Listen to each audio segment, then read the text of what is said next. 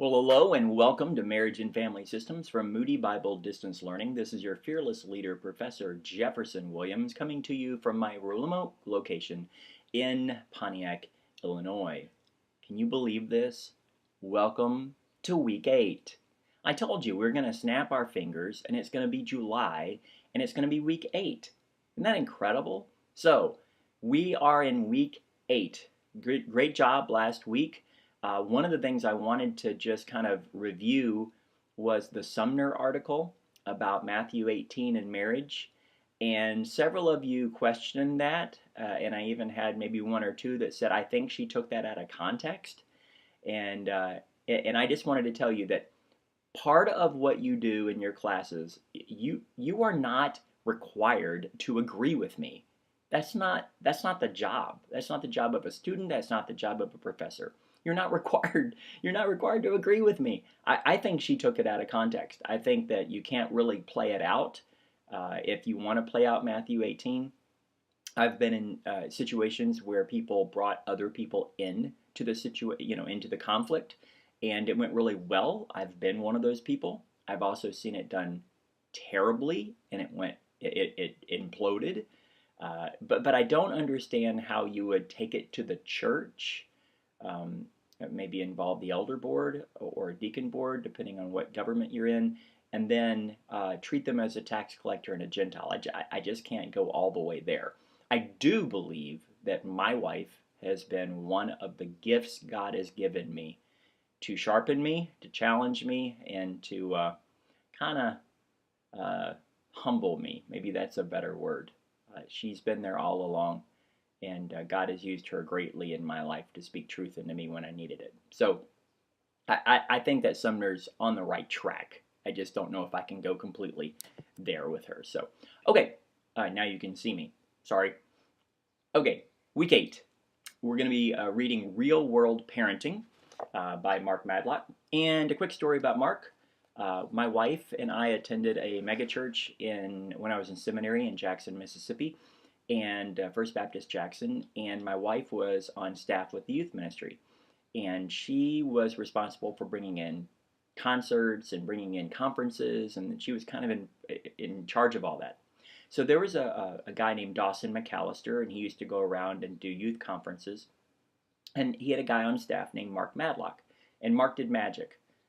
And spoke and did some other things. Well, we went out to eat with them one night, and I ended up sitting across from Mark, and Joel Engel, which was a worship leader, and the three of us just talked for like 2 hours. It was awesome. He's just a normal, wonderful guy. Okay, so all that to tell you, at least 8 years later, I'm now living in Illinois. I was a youth pastor. I took my kids to Planet Wisdom conference, Mark's conference.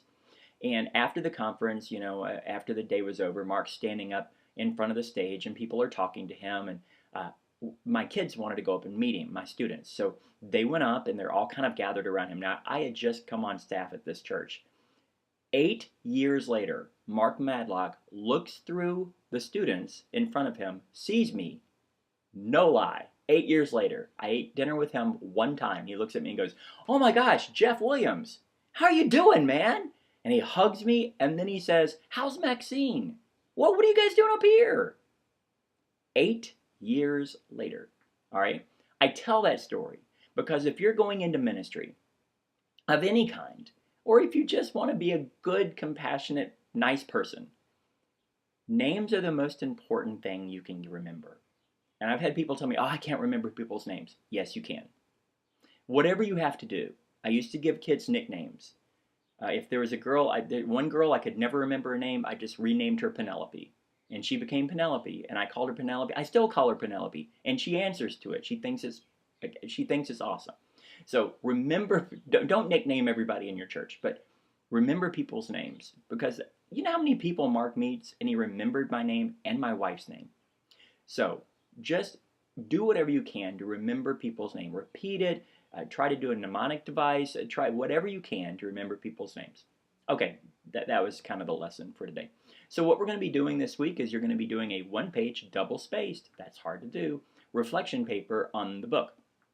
All I need you to do is tell me one thing that you appreciated one thing you agreed with, one thing you didn't agree with. Just one thing. Just focus on one thing, one page, double spaced. In your discussion boards, you're going to be doing the pros and cons of different schooling choices. And I think Mark is very balanced in this book. I went to public school. My wife went to private school. I went to public college. My wife went to a Christian college. Our children homeschooled. Our children also Christian schooled and public schooled.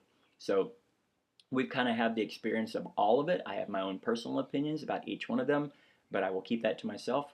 And you guys get to tell me your opinion. So then the last one is, ta-da, family research paper. Now, a couple of you have already turned it in. Way to go. Awesome. Great job. So remember, it is due Monday night at midnight. No extensions unless there's a huge emergency. Call me and we'll talk. But no extensions. Due Monday night at midnight. Anything past that, I will not accept. Okay.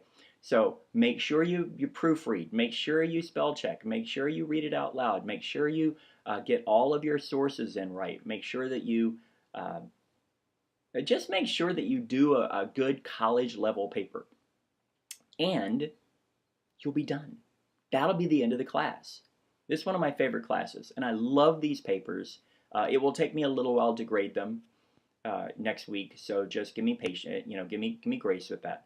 Okay, question of the week is a very easy one. What's your graduation date from Moody? That's it. When are you graduating? Is this it? Are you done? Got a couple more classes next year? When are you going to get done?